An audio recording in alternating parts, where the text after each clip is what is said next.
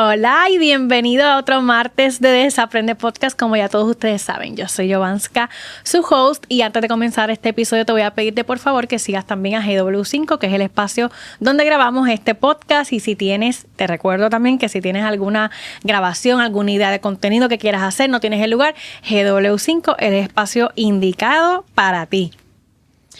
Este episodio, como ya sabemos, estamos adentrándonos en la época navideña. Y a mí las navidades me da como una mezcla de emociones, y yo sé que a muchas personas que me siguen también, porque vemos la Navidad como si fuera esta época donde todo es bello, todo es hermoso, las fiestas familiares, nos reunimos con personas que hace mucho tiempo no veíamos, pero con el tiempo he podido desaprender de que las Navidades no representan ni simbolizan lo mismo para todo el mundo. Como bien ustedes saben, o las personas que llegan aquí hace mucho tiempo, yo el año pasado, para más o menos esta misma fecha, yo hice un episodio hablando del duelo. Y en este episodio, me trabé ahí. En este episodio no es la excepción, además de que repetimos invitada. Ella es Bárbara Barros, psicóloga clínica. ¿Cómo estás, Bárbara? Bien, gracias, Jovanska. Muy feliz y muy contenta de que me tengas aquí otra vez. Yo quería hablar de este tema porque, como bien estaba hablando, yo sé que la Navidad no representa lo mismo para todo el mundo. Ajá. Y a veces cuando entramos a las redes sociales y vemos toda esta perfección, todas estas familias, las parejas felices, hay muchas personas que le puede detonar ansiedad. Y yo recientemente, para Acción de Gracias, me pasó. Yo como que me desaparecí un poquito de las redes, y obviamente pues con el podcast y eso tengo unos compromisos que tengo que cumplir con las redes. Uh-huh. Pero me detonaba como mucha ansiedad porque no es mi caso. Yo obviamente tengo una familia pequeña, pero mi familia está muy separada. Además de que yo, hace 2 años atrás, si no me equivoco, ya van 2 años, 3 años que falleció mi tía, que ella era como que mi centro, mi norte, mi sur, mi todo. Okay. Y obviamente pues es un proceso complicado, y cada vez que vienen las Navidades, pues detonan, ¿verdad?, eso en mí. Entonces quería precisamente hablar contigo sobre el tema del duelo, aunque yo sé que ya yo lo hablé anteriormente, pero quiero hablar de muchas otras cosas que desde ese entonces he venido experimentando y he venido cuestionándome, y que quizás en ese entonces pues no me cuestionaba tanto. Entonces quisiera comenzar hablando sobre qué realmente es un duelo. Porque como bien estábamos hablando fuera de cámara, pensamos que los duelos simplemente son la pérdida física, ¿verdad?, en este plano terrenal de un ser querido, un familiar. Pero el duelo son muchas cosas. Exacto. Pues mira, el duelo viene a ser esta reacción que vamos a experimentar ante una pérdida, ya sea de diferentes maneras. Puede ser, usualmente lo asociamos mucho con la muerte de un ser querido, ¿verdad? De alguien que conocemos, por esa pérdida tras la muerte. Pero podemos experimentar duelo tras una pérdida de trabajo, tras una pérdida de la casa, tras la ruptura de una relación. Que yo siempre le digo a las personas, puede ser que el dejar esa relación haya sido de las mejores decisiones y más saludables para su vida. Pero no deja de doler. Eso no quiere decir que hay un sentido de pérdida, porque fue algo que en un momento tú quisiste y hubo expectativas. Así que eso puede ser una pérdida. Cuando se da un diagnóstico de una enfermedad crónica, particularmente una enfermedad, ¿verdad?, de las que se conoce como terminal, o a veces cuando tenemos a los pacientes en hospicio, que hospicio es cuando se refiere a las personas, ya porque pues a nivel médico, pues ya, ¿verdad?, la medicina ha dicho, pues ya aquí hemos hecho todo lo posible. Ay, perdón. Y usualmente, ¿verdad?, hay un pronóstico de vida de 6 meses o menos, aunque se sabe que, ¿verdad?, pues para quienes somos creyentes decimos que la última palabra la tiene Dios, o eso es algo que pues uno no, eso no se sabe, ¿verdad?, cuándo va a ser ese día.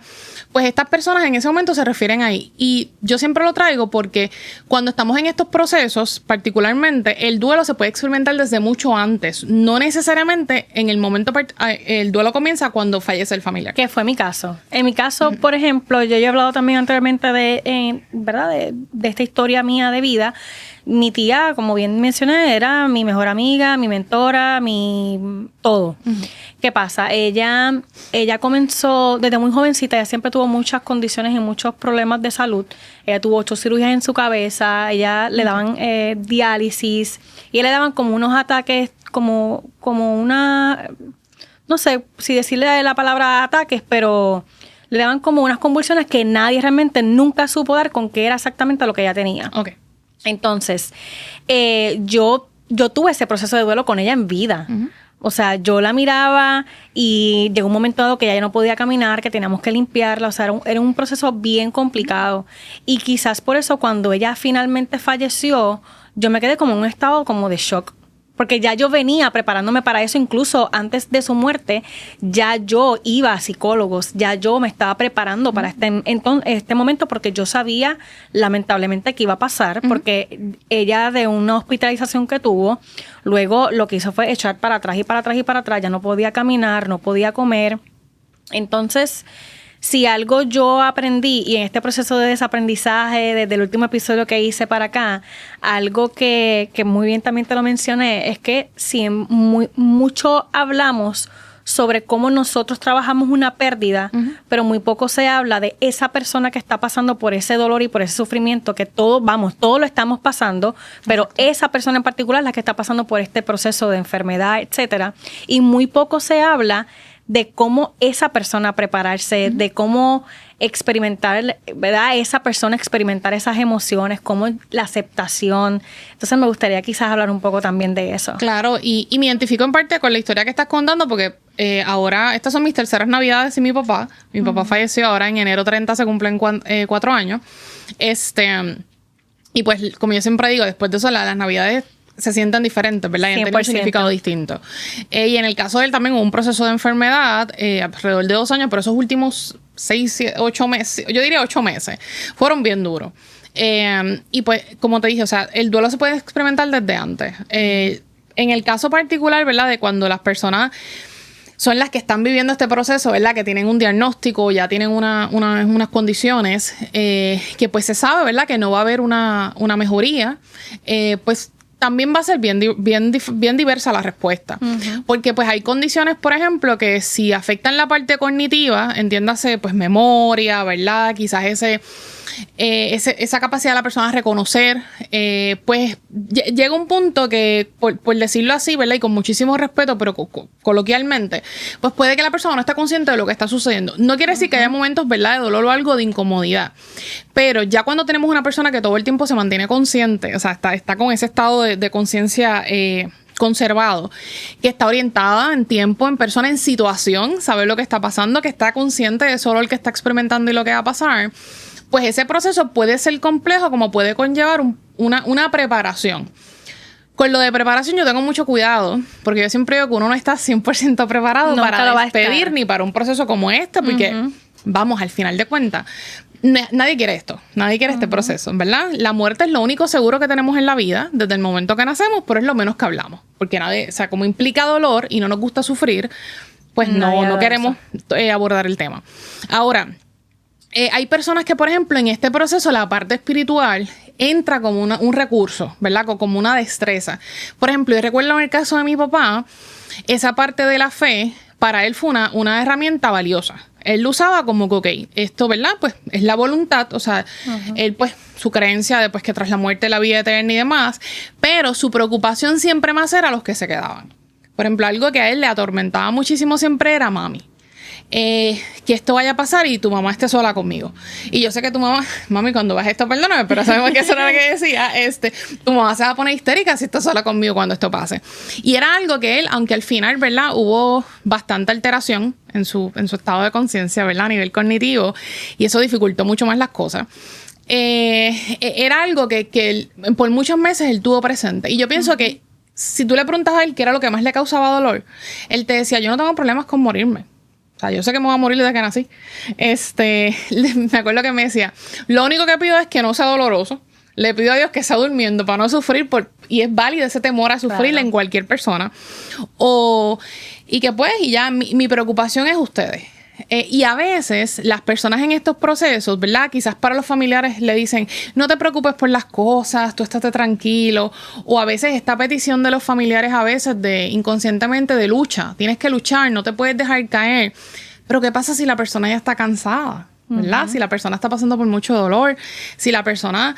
Cuando a veces tenemos estas personas que deciden, no, yo no voy para ese tratamiento. Yo creo que estos son procesos que son bien complicados, pero que se tienen que respetar. Claro. Y tú me comentas todo esto y yo me transporto completamente a esa época con mi tía, porque mi tía también siempre fue una persona muy de fe y ella tú podías saber que, por dar una exageración, le daban 10 días de vida y ella siempre estaba con su sonrisa, ella siempre estaba como que no hay problema. Y como bien dices, ella siempre se preocupaba mucho por su alrededor, por su familia, por su hijo, que es mi primo, pero él es como si fuera mi hermano. Y ella siempre me decía, por favor, no dejes a Lemuel solo, que es mi primo. Me decía, por favor, no lo dejes solo, por favor. Yo sé que él se va a poner histérico, por favor. Yo sé que él va a pasar por unos procesos de duelo bien complicados, bla, bla, bla, bla. Y en ese proceso de ella, yo la veía ya siempre como que tan tranquila. Y todo a su alrededor estaba en caos histérico. Y yo sé que al final del día a ella también le podía doler la ¿verdad? El saber que está en cama y que no puede hacer nada. Yo sé que eso es algo que a ella no le hubiese gustado experimentar. Y eso es una de las situaciones, perdón que te interrumpa, más difíciles para una persona. Cuando a mí me dicen, es que fulano, ¿verdad? Yo estuve un tiempo supervisando en un programa de un hospital de psicología y yo siempre leí hasta el sol de hoy, aunque ya no estoy ahí, le digo a los estudiantes, cuando a veces uno escucha lo de que este es el paciente difícil, este es el paciente complicado, mire, la pérdida de autonomía de un ser humano es una de las cosas más difíciles que alguien puede experimentar. Porque yo le digo a mis estudiantes, imagínense usted estar en una cama de un hospital con todo prendido, que tú no tienes noción ni del día. Por eso es esperado que la gente se desoriente en unidades como intensivo, como coronario, ¿verdad? Intensivo coronario, porque usualmente no hay ventanas, no hay noción del tiempo, todo está prendido siempre. O sea, tú no sabes qué es lo que está pasando. Si es que estás despierto, porque a veces puede que estés sedado, o sea, que es más complicado. Pero, pues, claro que se va a poner difícil. Y aunque no sea en esa unidad, aunque esté en la casa, usted sabe lo que a lo mejor usted de repente toda su vida ser independiente. Y ahora de repente hasta para una acción tan de uno como el ir al baño, tú dependas que personas, aunque tú sabes que te aman y demás, pues vengan a limpiarte. Esa es una de las cosas más difíciles para alguien. Entonces, claro que va a haber irritabilidad, claro que va a haber molestia, claro que pues, se pueden deprimir y uno sabe que, ¿verdad? Deprimirse en esa situación no es efectivo, ¿verdad? Puede ser contraproducente para el proceso que está pasando. Pero es que es válido. Entonces, por eso me encantó que lo trajeras, lo de ver desde la otra perspectiva, porque sí hay personas que lo pueden aceptar de entrada, pero una vez se va complicando la cosa, la aceptación se vuelve difícil. Sí. Y es aceptar de que ahora dependo de las personas como para bañarme, para que tengo que hacer las cosas en la cama. Yo recuerdo, mi papá, eso fue una de las cosas, lo primero que le dio bien duro fue lo de la licencia. Cuando le quitaron la licencia, ay bendito, hasta el último día eso me lo sacó en cara. Y yo creo que por la noche voy a alarme los pies y me dice que por culpa mía le quitaron la licencia. Eso sí, para él fue como un cantazo de ¿qué? Y él me decía, pero si a tu mamá le pasa algo, yo no la puedo ayudar porque yo no la puedo ayudar. Y yo, tú vas a llamar al 911 y después me vas a llamar si a él le pasa algo.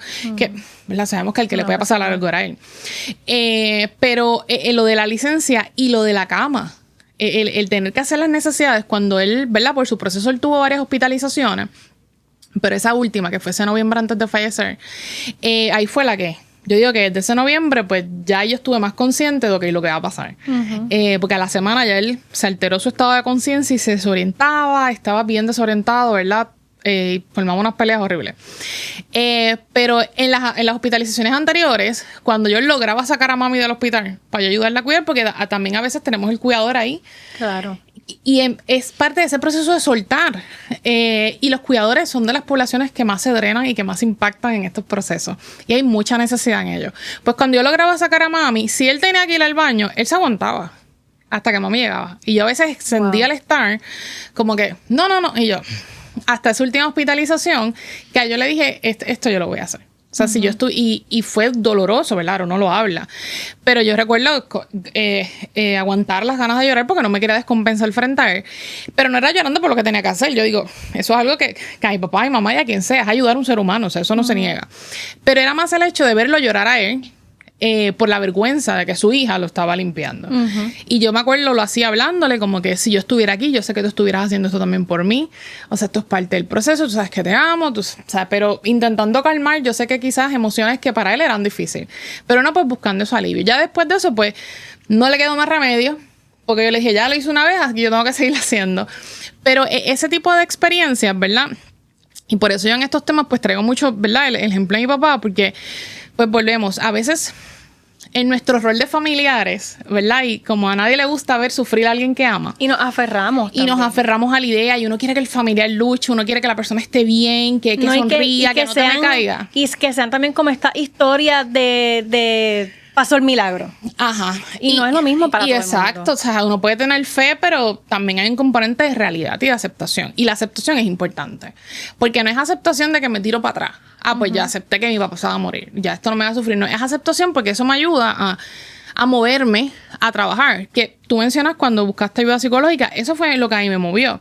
Yo recuerdo ese verano antes, ya se estaban empeorando las situaciones. Yo tenía a papi en psicólogo, a mami en psicólogo, a todo el mundo en psicólogo. Y hubo un momento en que yo me vi, espérate.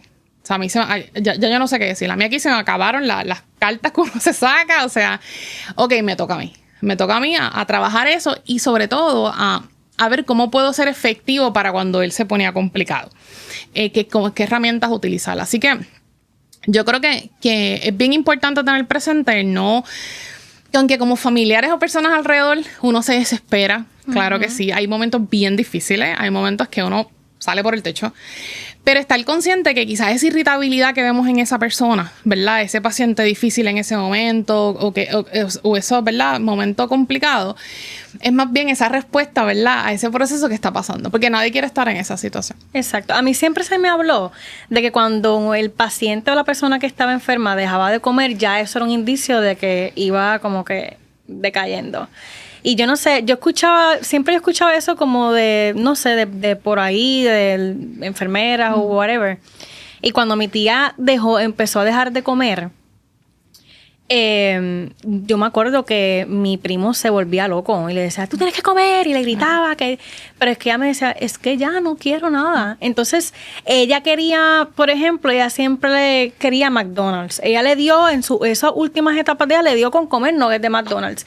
Y al principio hasta yo misma estaba reacia, yo no, Titi, come frutas, come otra cosa, pero ella me decía, mira, es que, o sea, y yo tuve una conversación con ella antes de ella fallecer bien poderosa y que me ha tocado mucho pasar por muchos procesos para yo poder estar aquí sentada contando esto sin llorar, porque ya he resignificado el amor. Para mí la muerte ya tiene un significado diferente y tiene una connotación completamente distinta. Y que si de momento lloramos no pasa nada. No, exacto. Y por ejemplo, ahora en Navidades siempre se detona en mí como que todas estas emociones, pero lo hago quizás desde un punto de vista diferente y sabiendo de que tengo acompañamiento, de que tengo psicólogo, de que no estoy sola, y por eso es que yo hago este tipo de episodios, porque muchas veces en Navidades todo el mundo habla de lo bello, de la fiesta, de los fuegos artificiales, de los regalos espampanantes, pero muy pocas personas hablan de estos procesos, de que la Navidad no es fácil para todo el mundo, de que los procesos de duelo no son fáciles para todo el mundo.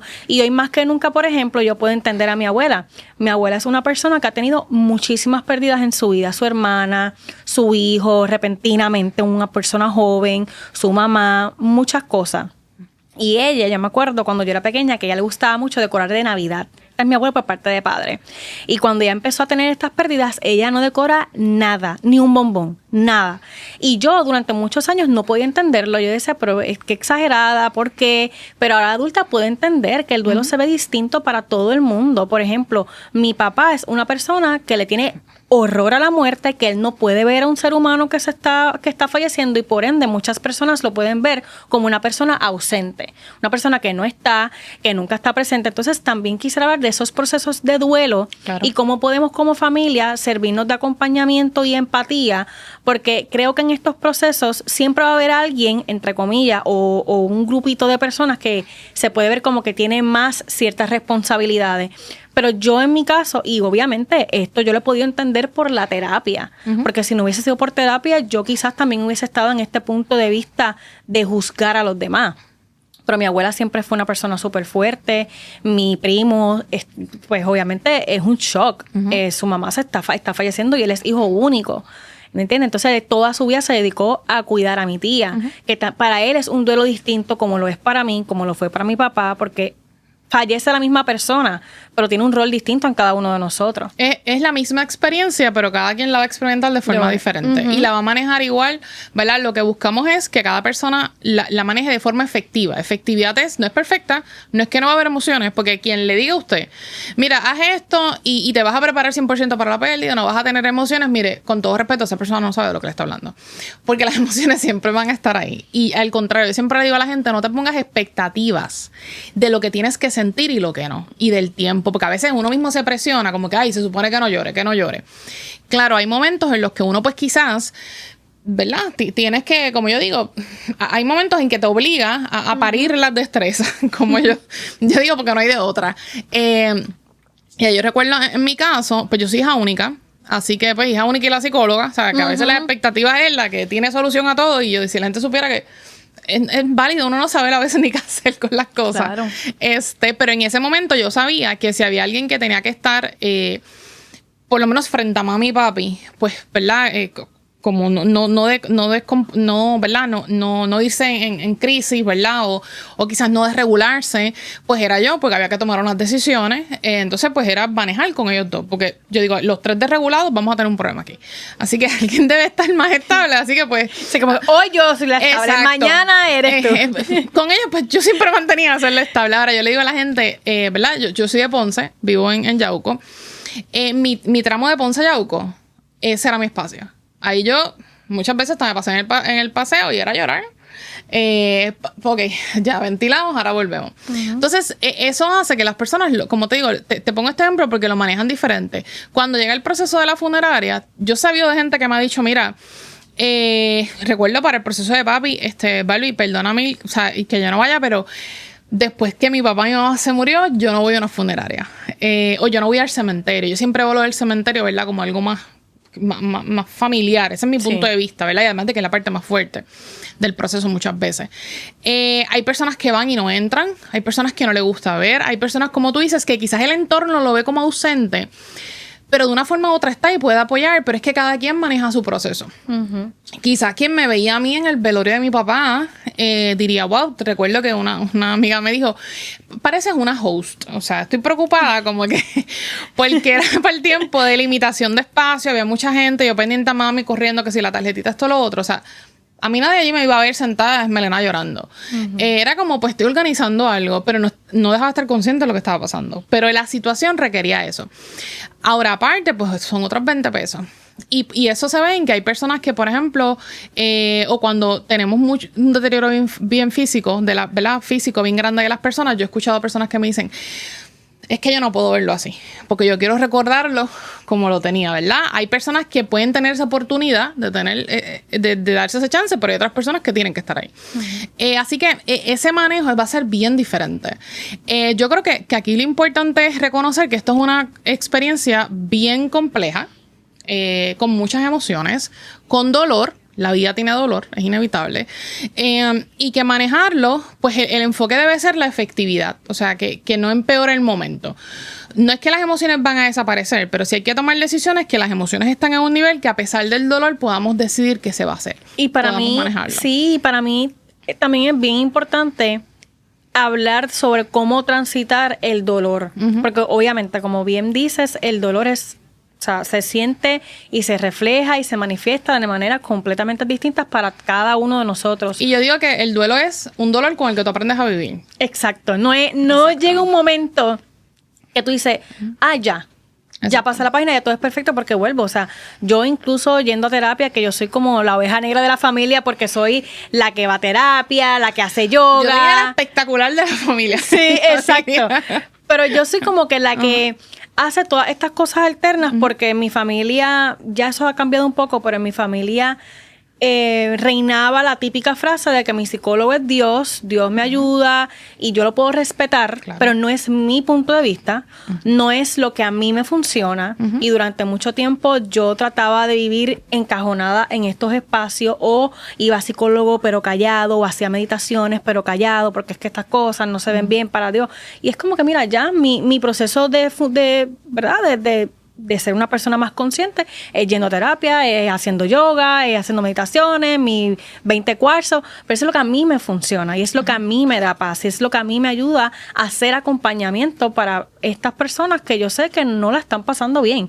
Y entonces por eso me gustaría adentrarnos un poquito en el tema del dolor, de, como bien dijiste, es como que cómo poder transitarlo de una manera que a nosotros nos funcione, que a cada uno de nosotros nos funcione.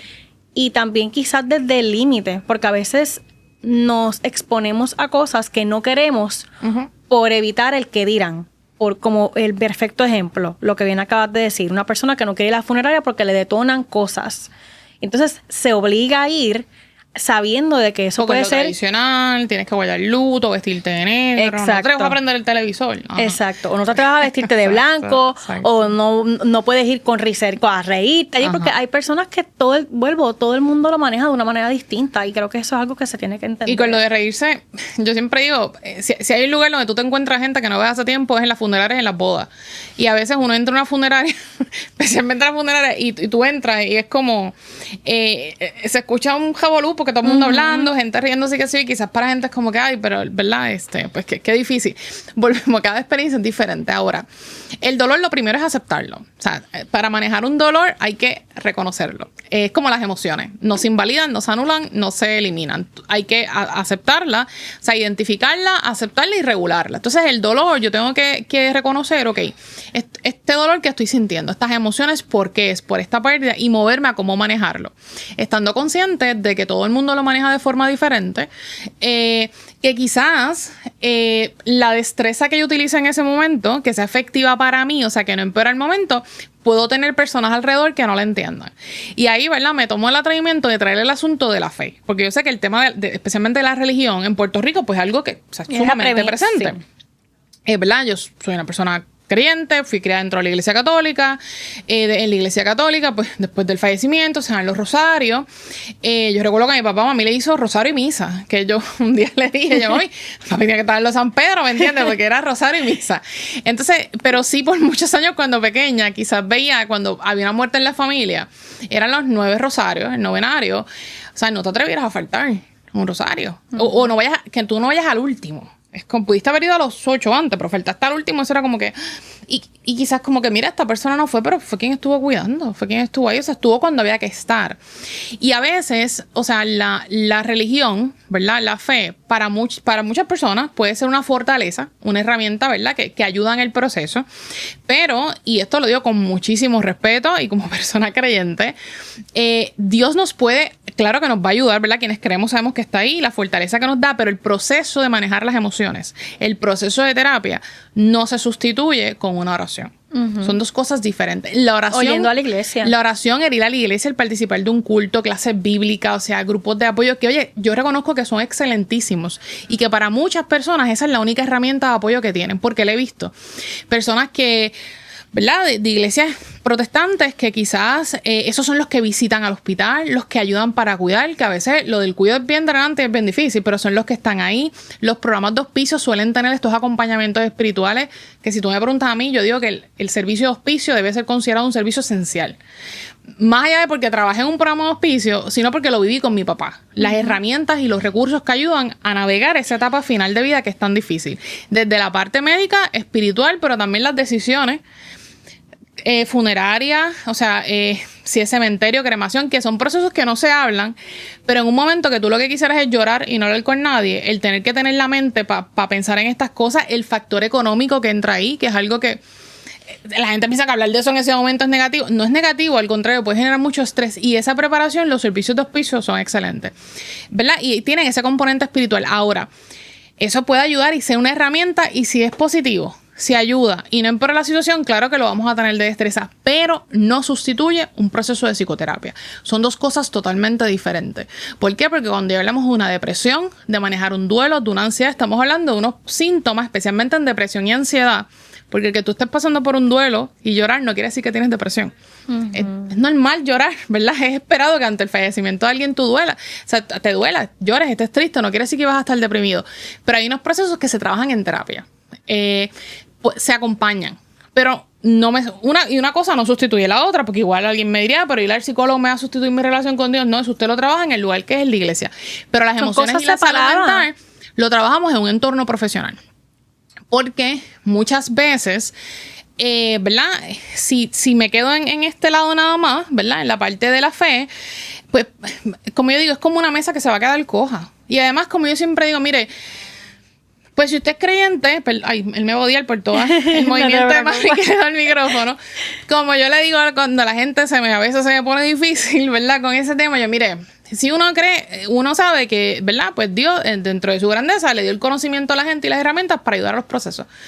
Pues ahí ayudó a los profesionales en terapia. Pues, y mi mamá siempre me dice que esta frase no está en la Biblia. Yo sé que no está. Pero yo siempre le digo, si le hubiesen preguntado a papá Dios, yo sé que lo diría. Él, ayúdate que yo te ayudaré. ¿Verdad? Exacto. Sabes que literalmente lo tenía en la mente, sí, esa frase. Siempre me dice, eso no está en la Biblia. Y yo, no está, pero si él lo hubiesen preguntado, yo estoy seguro que lo diría. Porque claro que va a estar ahí, la fe está ahí, pero o sea, hay que también buscar esas herramientas que él te pone de otra manera, si lo vemos desde un factor, ¿verdad?, de la fe. Ahora, vuelvo y digo, no es invalidar, no es anular la parte de fe, lo que pueden aportar las iglesias, el asistir a este tipo de actividades, pero no sustituye el proceso de terapia. Son dos cosas distintas. Ahorita estabas hablando que estoy 100% de acuerdo con la idea de que obviamente esto es un proceso doloroso. Vas a llorar, te vas a sentir triste, pero no necesariamente vas a... o sea, es porque estás depresivo, porque estás llorando o estás triste. Una reacción normal del cuerpo. Exacto. Entonces me gustaría hablar de cómo sé cuándo sí caí en una depresión. O sea, cómo se ve una cosa versus la otra. Uh-huh.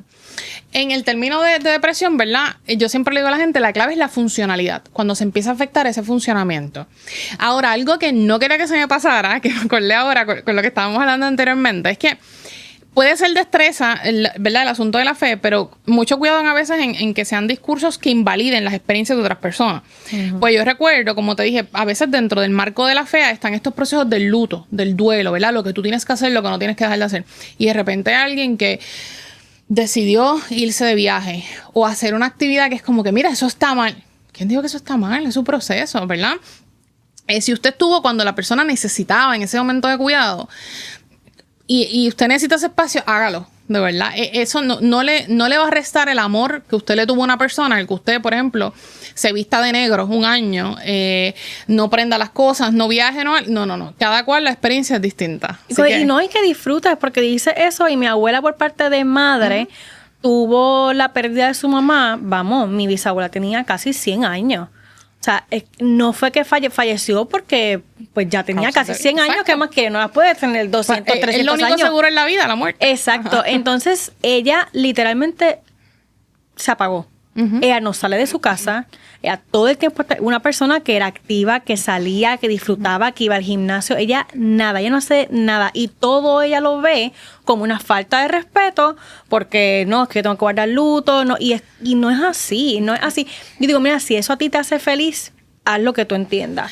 Pero yo, o sea, nadie, no sé, no quiero decir que nadie es feliz estando encerrado en su casa, pero si lo haces más bien desde un punto de vista de que no, porque es que ya todo lo que yo hago se va a ver mal, pues estás dejando de vivir tú también. Lo que pasa es que volvemos a la complejidad del proceso. Uno puede verlo, pero yo no puedo controlar cómo los demás van a pensar, actuar y sentir. Y a veces uno quisiera que la gente viera las cosas como uno, pero eso no es necesariamente. Ahí lo que uno podría hacer es, y qué bueno que trajiste ese ejemplo, estar siempre, ¿verdad? Tener presente la disponibilidad. ¿Verdad? Mira, lo que tú necesites, aquí yo voy a estar. Pero uno sigue con su vida, con lo que está haciendo. Ahora, recordándole a la persona y echándole un ojo, ¿verdad? De cómo está. Claro. Si uno ve que de repente la persona empieza a deteriorar, pues ver de qué manera se le puede buscar ayuda. Yo sé que es complejo cuando no hay esa, ¿verdad?, esa voluntad de parte de la persona, por la razón que sea. Pero no dejar de estar ahí presente y recordarle, no con ánimo de cambiarle la mente, ¿verdad? Exacto. Porque uno se lo diga de una vez, o como yo le digo a la gente, o por un estatus o un post, usted no va a cambiar el pensamiento a nadie. Pero estar ahí presente y lo que necesites, aquí estoy. Ok, es tu pensar, yo te lo respeto, yo voy a hacer esto. Pero no dejar de estar, ¿verdad? Por si en algún momento la persona necesita algo. Ahora, con lo de la depresión y la tristeza, es esperado que ante la muerte de un ser querido, uno llore. Se sienta mal, ¿verdad? Y hay momentos, ¿verdad? Hay otros más difíciles que otros. Ahora, cuando ya esto empieza a afectar tu funcionalidad, me explico. que estás dejando de hacer lo que solías hacer antes, que ya no se quiere levantar de la cama, que hay un aislamiento, que no quieres regresar a trabajar, que hay un estado de ánimo de tristeza, ¿verdad? Un estado de ánimo deprimido constante, ese llanto, pues ahí ya es como que espérate, esto está pasando, ¿verdad? Estamos pasando a otra fase, que aquí pues se necesita trabajar con esto, ya sea con ayuda psicológica, con ayuda psiquiátrica, ¿verdad? Y atenderlo. ¿Por qué? Porque si la pérdida de un ser querido es razón suficiente para que una persona desarrolle un trastorno de depresión, pero no es algo de que es causa y efecto. No quiere decir que todos los que enfrentamos la muerte de un ser querido vamos a terminar en una depresión. Quizás tú estás triste un tiempo, pero sigues, ¿verdad? Vas al trabajo y demás, pero quizás hay detonantes. Yo recuerdo, hay una canción de Cani García, la de Confieso. Siempre se la recomiendo a todo el mundo. Y si Cani ve este podcast, soy súper fan y mi papá era súper fan de ella. Así que esa canción de Confieso ya la escribió cuando falleció su papá. Es una canción, o sea, que llega al alma. Al día de hoy yo puedo escucharla y no pasa nada. Pero había unos momentos en los que yo no podía escuchar. Y quizás pasen los años y la escucho y me da el cantazo, ¿verdad? Es una reacción, ¿verdad? Y a veces van a ser cosas pequeñas que te pueden evocar. Mira, y esto, yo creo que, bueno, yo se lo había comentado a mi esposo, yo creo que es la primera vez que lo voy a decir así en público, pero yo tuve una experiencia. Yo no sé si tú has visto la serie House of the Dragon. House of the Dragon. No. Es como de Game of Thrones, no. Pues, anota eso. Esa aporta la voy a anotar que yo necesito ver eso. Pues, ok, ¿verdad? Pues en esa serie hay una escena, yo creo que es en el season, yo creo que es en el primero. Que hay una escena con el rey, que él está enfermo y él entra y hay una cena y hay mil problemas en la familia, ¿verdad? No voy a dar aquí todos los spoilers. La cosa es el mensaje que él da en esa cena, ¿verdad? Como que hablando de la unidad familiar, del asunto de la familia. Yo me esmelené llorando. Son las 11 de la noche llorando, viéndole en el iPad en la cama llorando. Y mi esposo, ¿qué pasó? ¿Por qué? Me pregunté por qué, pero él quizás algunas palabras que utilizó era como ver a papi. Vamos, y el contexto no es igual, ¿verdad? De las familias, pero random. O sea, y eso puede pasar. Eso no quiere decir que yo estaba deprimida. Es que van a haber esos detonantes. Ahora, si después del proceso, ahí vemos, como te digo, que no, por ejemplo, no se regresa a las actividades diarias, que se deja de hacer lo que se hacía antes, que uno ve esa falta de energía, ese estado de ánimo deprimido, ese llanto constante, ese desánimo. Quiero añadir ahí perdóname que te interrumpa, los hábitos, porque he visto, ¿verdad? Muchas personas tanto en mi familia como ¿verdad? En personas que conozco, que aquí comienza el hábito, me viene a la mente, por ejemplo, el cannabis medicinal. Y entonces se convierte en un hábito de todo el tiempo. Y también quisiera, esto no estaba dentro de mi mente hablar de esto en este podcast, pero lo hablo porque me vienen muchas personas a la mente, muchas, de mi familia particular, de que cuando tienen estas pérdidas, no te preocupes, los hábitos, hay hábitos que yo no estoy aquí para juzgar a nadie, nada por el estilo, pero que yo sé que esa persona sabe, que todos sabemos que no necesariamente es beneficioso para ti. Puede ser que el manejo de las emociones en ese momento, ¿verdad? Del dolor o de los pensamientos o de la situación en sí, porque tú quisieras dar el tiempo para atrás y que esto no pasara, o tú no quieres sufrir, porque desde pequeños nos dicen no llores, no llores, no llores, y la meta de la gente es no sufrir, cuando la vida tiene sufrimiento. Hay personas que puede que recurran, ¿verdad?, a diferentes estrategias. El cannabis medicinal, oye, que es algo, ¿verdad?, que es muy efectivo para muchas personas, ¿verdad?, para manejar condiciones. Hay unas certificaciones médicas y todo lo demás. Y se han evidenciado, ¿verdad?, los beneficios que tienen. La clave aquí es que sea bajo la supervisión y bajo una recomendación médica. Es como el alcohol. Yo antes que el cannabis yo diría el alcohol. Pues vivimos en un país que hasta los baby showers la gente lleva alcohol cuando la que están celebrando no debe beber. Pero todo el mundo está bebiendo alrededor. O sea, y ya se habla mucho de ahogar las penas, ¿verdad? Tú te ahogas las penas y con el alcohol tú olvidas. Claro, si usted se baja una botella de lo que sea, usted se va a olvidar de su nombre. Pero cuando a ti te pase la resaca, vas a tener que lidiar, ¿verdad? Dios no quiera, con los problemas que causaste por estar bajo los efectos de alcohol, que sabemos lo diverso que pueden ser y lo difíciles, pero el problema sigue igual, ¿verdad? Así que hay personas que en ese manejo de emociones o de la situación puede que recurran ¿verdad?, a diferentes hábitos con el objetivo de manejar la situación. Yo siempre digo, yo no entro en el debate si te ayuda o no te ayuda. Pues quizás la persona me dice, esto me genera un placer de momento y me hace olvidar. Pero volvemos a la efectividad. Es algo que posiblemente te empeora el momento. Así que la mejor estrategia, si tú me preguntas a mí, para manejar un proceso de duelo y las emociones, es un proceso de terapia. Buscar ayuda profesional, que va a ser a veces difícil, claro que sí. Porque aceptar, ¿verdad? Aceptar nos mueve el cambio, pero a veces aceptamos con las muelas de atrás y eso es parte de. Si tú me preguntas a mí, el yo tener que aceptar que yo estaba peleando a mi papá, no era como que yo la acepté riéndome, ay, sí, porque soy psicóloga, si yo acepto, ay, papá Dios, claro. Había momentos en que era como que, pero ven acá, ¿por qué los cuestionamientos? O yo no quiero que esto pase. Pero ahí viene el asunto de, ok, yo tengo dos opciones. O me aferro a lo que quiero y no se va a dar, porque no está en mi control, o trabajo con este proceso de aceptación que no me gusta, que me causa dolor, que quisiera que fuera diferente, claro que sí. Pero a largo plazo va a ser lo más efectivo. Ahora lo voy a manejar con hábitos que no me empeoren la situación. Porque volvemos, pueden haber hábitos o acciones que de momento ofrezcan un placer momentáneo, olvidar de forma, pero al final, cuando lo vemos de afuera, objetivamente, tú sabes que te pueden traer más problemas. Quizás alguien me diga, pero mira, yo he hecho eso tanto tiempo y no me ha pasado nada. Pues suerte que has tenido, pero el que juega con fuego se quema, ¿verdad? No quiere decir que no te va a pasar una vez más. O te va a traer un problema. Así que esa parte es bien importante también, porque puede pasar. Y la gente lo hace, pues mira, volvemos por el manejo del sufrimiento. Porque no queremos sufrir, no queremos llorar. Y pues si esto me da tranquilidad y olvidar y ya. Pero una de las cosas difíciles y complejas, yo diría más que difícil, complejas de la vida es que no hay control. Tú no puedes parar de pensar o tener control de pensamiento. Esa no debe ser la meta.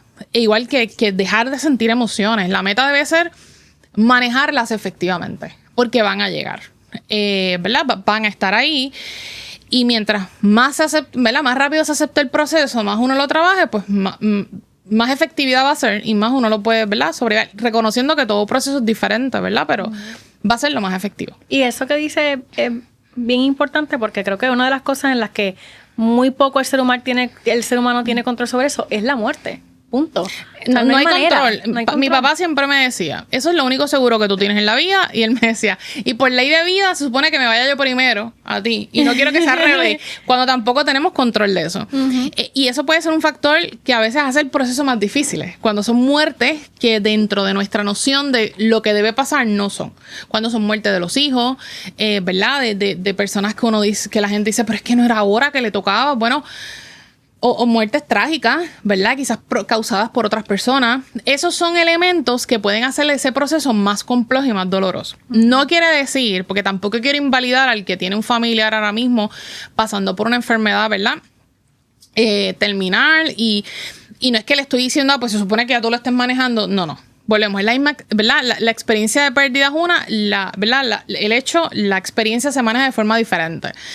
Pero hay elementos que pueden hacer que sea el camino más difícil, el proceso. Como cuando son así trágicas o las que no esperamos. Pero igual, una que puede ser, a veces hay personas, yo escucho, Dios mío, pero esa persona está bien afectada, pero quien se murió, imagínate, tenía ya 90 y pico años y estaba enfermo. Bueno, tenía que aceptarlo. Y yo, bueno, pero ¿quién soy yo para decirle a alguien que no llores o no estés triste porque se te murió tu papá o tu abuelo o bisabuelo de 90 y pico años? O sea, eso no me toca a mí. Exacto. Y las emociones están, es como, ok, ¿cómo podemos manejarlo? A mí me pasó en el caso de mi abuela, yo siempre le decía como que también qué bonito, y yo también, qué privilegio tuve de conocer a mi bisabuela, de disfrutarla durante tanto tiempo, y creo que también eso a mí, por ejemplo, me ha ayudado un montón, como que resignificar. Qué bueno que tuve la oportunidad de conocer a esta persona maravillosa, que tuve el honor de llamarla tía. Qué bueno que ¿verdad? Hemos vivido esa experiencia. Y eso a mí me ha ayudado a resignificar muchas cosas. Y vuelvo, no significa de que no me sienta triste, no significa de que tú que nos estás mirando, si tienes alguna pérdida fue hace años o hace poco, no importa. O sea, el dolor no avisa, estas cosas no avisan. A mí me pasa a veces que estoy súper bien y de momento escucho una canción de Marcela Gándara, que mi tía era fan de Marcela Gándara, y tú me vas ahí llorando, que parece que mi tía se murió ayer. Pero es que es parte del proceso. Cada quien lo maneja diferente. O sea, y y es que va, ¿verdad? Volvemos, es complejo el mismo. Yo creo que es el asunto de uno, pues, experimentarlo. No hay otra forma de sobrellevar esto. Y me gustó cuando dice esa resignificación. Yo siempre digo, el duelo es un dolor con el que se aprende a vivir. Pero el aprender a vivir, vamos, no es pesimismo de que vas a estar toda la vida llorando y demás, sino como que se aprende a vivir porque uno empieza a lo que hoy te provoca tristeza y llanto. Con el tiempo, hay personas que lo pueden manejar solos, ¿verdad? De forma individual. Hay otras personas que requieren ayuda profesional y una no es menos, una no es más que otra, ni eres extraterrestre porque fuiste a terapia o fallaste, nada por el estilo. Pero ese proceso es de cambiar lo que hoy te causa llanto y tristeza a que en un futuro, cuando, no sabemos, es individual, se pueda inclusive provocar esos recuerdos alegría y hasta sonrisas, porque es como que el tiempo que lo tuve. Claro que si tú me preguntas a mí, yo digo, o sea, yo siento que con mi papá me faltó muchísimo por vivir. Y yo sé que van a haber cosas en la vida que sí, ¿verdad? Si se dan, claro que me va a doler el no tenerlo y lo voy a tener presente y quizás llore en ese momento. Y si lloro no pasa nada, pues lloraré y es parte del proceso. Ahora, si uno aprende a tener presente ese privilegio de lo que tuve, ¿verdad? Esas memorias, pero eso hay que trabajarlo. Y yo creo que también algo bien... Yo digo, esto es lo complejo del amor, cuando es la pérdida, cuando uno ama a alguien, ¿verdad? También es ver el duelo como ese precio por tu amar a una persona, pero no quiere decir que vamos a dejar de amar por eso. El amor es importante en la vida y en las relaciones. Pero es ese sentido de tú decir lo que por el amor de una persona, pues hay que soltar a veces este proceso y no aferrarnos. Porque a veces pues queremos que la persona esté todo el tiempo con nosotros, o sea, no queremos que esto suceda. Como te mencionaba ahorita, cuando a veces dejan en potestad de la persona tomar decisiones de tratamiento o no, y la persona dice, ya yo no quiero más tratamiento, y todo el mundo, ¿cómo es posible? Tú tienes que luchar, te estás dejando morir. A veces yo he escuchado que me dicen como, eso va en contra de Dios. 100%. Mire, o sea, es importante que la persona tenga paz dentro de lo más posible en ese momento. Y aprender a aceptar. Y aceptar. Y el amor es eso también, tú soltar y aceptar. Y hay veces que cuando tenemos familiares en procesos que uno sabe que están sufriendo, que tienen mucho dolor, que son, ¿verdad?, enfermedades que deterioran significativamente a la persona, pues no podemos ser egoístas. Y eso... no es fácil hacerlo, o sea, a veces se requiere ayuda, ¿verdad? Yo diría siempre es bueno en estos procesos tener esa vida profesional, el tú aceptar, ok, yo amo a esta persona, pero por ese amor que le tengo, yo quiero que esta persona tenga paz. O sea, yo no me puedo aferrar a obligar a alguien, ¿verdad? Que estar ahí sabiendo que no está bien, sabiendo, ¿verdad? La última palabra la tiene Dios, por lo menos así yo lo veo. Claro. Pero recuerdo con mi papá, hubo un día, yo diría que para mí ese fue el momento más difícil del proceso de papi. Más allá inclusive yo creo que de la funeraria o del mismo cementerio. Fue un día en el que yo recuerdo, en el paseo me paré, sabiendo algunas situaciones con él bien difíciles. Y obviamente, ahora lo digo así, pero Melena llorando en ese momento fue como que, o sea, Dios, dale paz. Yo sé lo que eso implica y me va a partir el alma que me lo va a rajar. Pero dale paz. Porque él lo merece y yo sé que si él estuviera consciente, o sea, no le gustaría verse así. Y yo no quiero verlo sufrir, lo quiero conmigo, pero decir eso, vivirlo, aceptarlo, o sea, requiere ¿verdad? Una destreza que no pasa nada. Si no busca ayuda profesional, se lo está diciendo una psicóloga. Pues hay gente que se sorprende. Sí, claro, los psicólogos también vamos a terapia. O sea, no somos robots, ni... Eso es importante. Ni Iron Man, ni tampoco a mí no me interesa hacer nada de eso tampoco. Y además, yo digo, es creer, ¿verdad? Creo en lo que, como uno dice, hay que creer en lo que predica. No podemos predicar la moral en calzoncillos tampoco. Así que eso es parte, ¿verdad? De ese proceso también, el aceptar. Pero siempre voy a enfatizar, es complejo. O sea, no lo vean como, pues ya, ellas lo dijeron, pues tengo que hacerlo. No. O pasa un año, ya estoy tranquila, ya vamos a pasar página. No. O a veces familiares, mira, pero que has pasado más tiempo, tienes que estar bien, no te dejes caer. ¿Qué tal si en vez de esos comentarios de depresión, de ese pushing, de no estés triste, no te dejes caer, no te pases esto, ¿qué necesitas? ¿Verdad? ¿En qué te puedo ayudar? No, incluso si nos vamos más lejos, hay personas que tienen duelos increíbles por una mascota.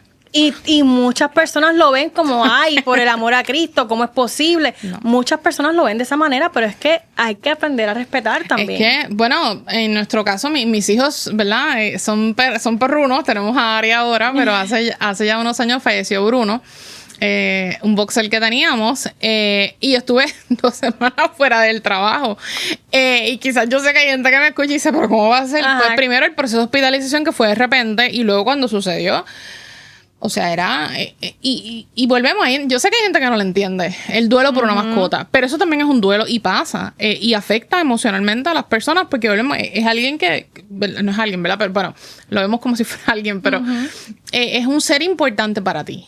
Y si estás pasando un duelo de mascota, claro que también se pudiera buscar ayuda profesional por eso. Eso se ha evidenciado y es un proceso que hay que trabajarlo también. Claro. Así que es tener eso presente, que los duelos son complejos, que en esta época pueden haber muchos detonantes, porque está la expectativa de que hay que ser feliz, sonriente, y que yo creo que como seres humanos, si no estamos pasando por el proceso, pero si sabemos de alguien, estar más consciente y validar, ¿verdad? No me le digan no llores, no te sientas así, no estés triste, no. Entiendo que esto debe ser difícil para ti, o no me imagino, o me imagino el dolor por el que estás pasando. Hay algo en lo que te pueda ayudar, quiero que sepas que siempre voy a estar aquí, en lo que necesites, that's it. O mire, a veces con el silencio se acompaña. A veces no hay que te decir nada. A veces la gente quiere tener la palabra perfecta. A veces un simple abrazo o... Y estar presente. Estar presente, ¿verdad? Yo recuerdo en un proceso, ¿verdad? De una pérdida que pasamos. En ese caso fue un embarazo. Yo tuve una amiga que me acuerdo que me escribió, no sé qué decirte, porque no me imagino lo que estás pasando, pero cualquier cosa estoy aquí. Y ya, eso para mí fue como que, ok, está. Porque en ese momento tampoco o sea, dependiendo de la situación, a veces puede que tú no quieras hablar con nadie, pero sabes que la gente está ahí. Así que mi invitación sería eso, a la gente que esté más consciente, ¿verdad? Validemos más, seamos más sensibles, reconozcamos esas emociones, que es el paso para poder ayudar a que las personas pasen el proceso. Y si es alguien que está pasando por el proceso de duelo en este momento, sea porque sea reciente, ahorita tú lo dijiste, quizás un duelo de hace años, no trabajado, por la pérdida de un familiar, ¿verdad? Por la muerte o por la razón que sea, que sepa que ese dolor se puede transformar, se comienza con la aceptación y en trabajarlo. Y para eso, la ayuda profesional es sumamente esencial. Y creo que esto también es bien importante ahora en las épocas navideñas, sí, cuando tenemos estas reuniones familiares, que nos encontramos con estos personajes que hace muchos años no veíamos, que sí, muchos son gratificantes, otros no tanto, porque eso también es algo de lo que nadie habla. A veces hay espacios donde uno no quiere estar, aunque sean familiares, y no pasa nada. O sea, también tenemos este sentimiento de lealtad a la familia, no importa lo que pase, no importa cuán bueno sea, no importa cuán malo sea, no importa cuántos comentarios hagas que a mí me puedan detonar, siempre se le tiene esta lealtad familiar, que es como que estoy presente porque a ti te hace bien, aunque a mí no me haga bien. Y eso es otro tema completamente distinto, pero que también estos temas se integran mucho ahora en estas épocas navideñas. Yo diría que pasa mucho con la despedida de año. Completamente. Yo creo que tú puedes estar 365 días tras el año. A esta altura yo no sé ni cuántos te llevamos, pero sí 365 días tras el año. Tú puedes estar los 364 días compartiendo con tu familia. Tú faltas a la despedida de año, ¿verdad? Bien boricua en la marquesina y no sé qué más, que los ves todos los días, pero falta ese día. Eso es imperdonable muchas veces. Y a veces, mira, quizás primero la gente tenga otros planes, quizás también volvemos por el proceso de duelo que está pasando, la persona no quiere ir a ese momento en particular, pues eso se le respeta, ¿verdad? Claro, tampoco es que nos olvidemos de que, pues si no quiere venir, pues allá. No, mire, un mensajito, estamos aquí. Entiendo que esto es una situación difícil, respetamos que no vengas, cualquier cosa, estamos aquí. Pero no obligar, porque eso no ayuda al proceso. O sea, tú estás pasando por un proceso de duelo y que tengas la obligación. Entonces, muchas veces es inconsciente, ¿verdad? Esa presión de, es que no quiero fallar, es que tengo que estar. O porque me han dicho que el dolor se pasa porque tengo que ser fuerte. A mí me revienta esta idea de fortaleza que se vende muchas veces, que fortaleza es el más que aguante. O sea, el que aguante todas las cosas que da la vida, el que no se caiga. Mira, uno no tiene que ser fuerte todo el tiempo. ¿Por qué? Porque van a haber momentos en que uno no va a ser fuerte. Porque uno se cae, porque no sabes qué hacer, o vas a sufrir, o vas a llorar. Y eso es parte de la vida. El asunto es cómo manejarlo. Entonces, el invalidar, obligándote a no, yo tengo que ser fuerte. No, yo tengo que ir a todas las fiestas, porque yo no voy a ser el amargado de la familia, ni la amargada, ni la que está en depre. Así que yo voy para todas. Y tú por dentro te estás muriendo. Mire, eso no es saludable. Yo le voy a decir, no lo haga. Ve a lo que te sume, ¿verdad? Quizás balancea. Tampoco es que él en ese aislamiento, volvemos que se afecte ese funcionamiento, ¿verdad? Hay unos, ¿verdad? Yo digo, hay unos límites, pero tiene que ser algo que te sume. Porque para restar, tenemos ya Hacienda y el gobierno.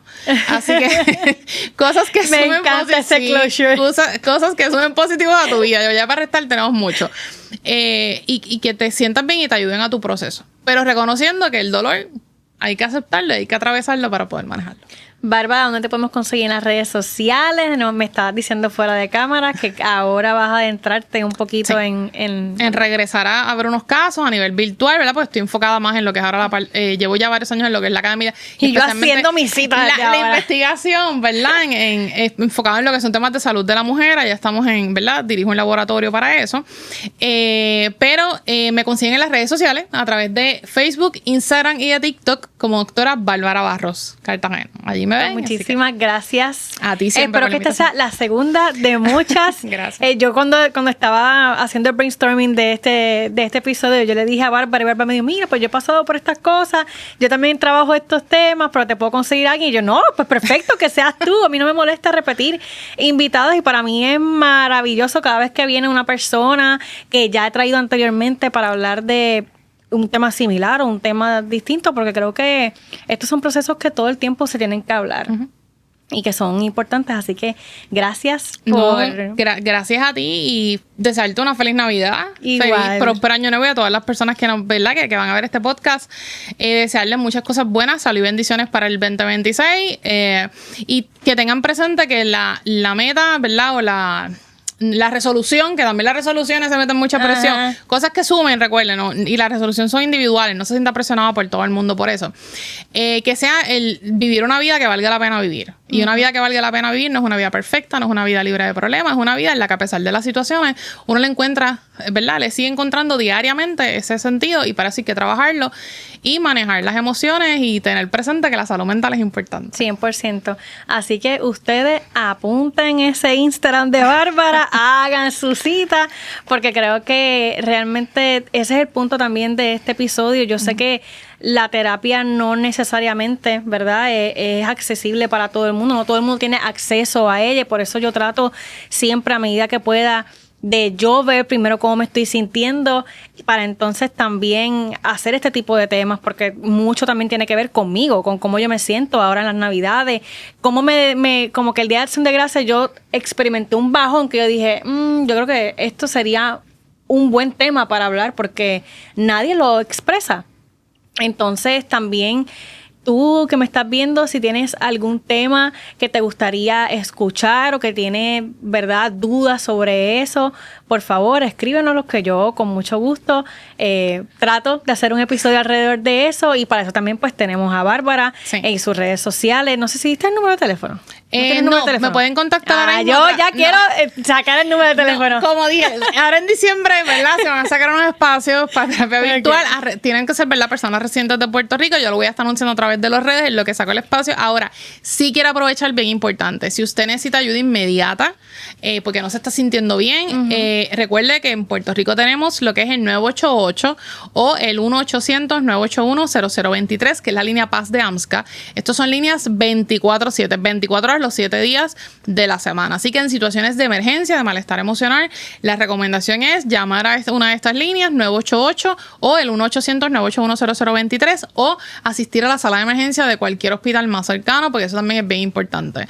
¿Verdad? Pues si es una situación que quizás en lo que busca la cita, pues, claro, ¿verdad? O consigue un profesional o igual, independientemente del plan médico que usted tenga, en los teléfonos de proveedores, aquí en Puerto Rico, uno puede llamar al teléfono del plan y le dicen proveedores que están cerca de usted para, ¿verdad?, lo más accesible posible. Claro. Pero en situaciones de emergencia, pues ya ahí tiene esos recursos. Perfecto. Pues muchísimas gracias. A nosotros nos puedes conseguir en todas las redes sociales como Desaprende Podcast. Como bien dije, si tienes algún tema ahora en Navidad que te gustaría escuchar y si también tienes algún invitado o alguna invitada que te gustaría que yo traiga este podcast, con mucho gusto me lo escribes y yo hago la gestión a medida que pueda.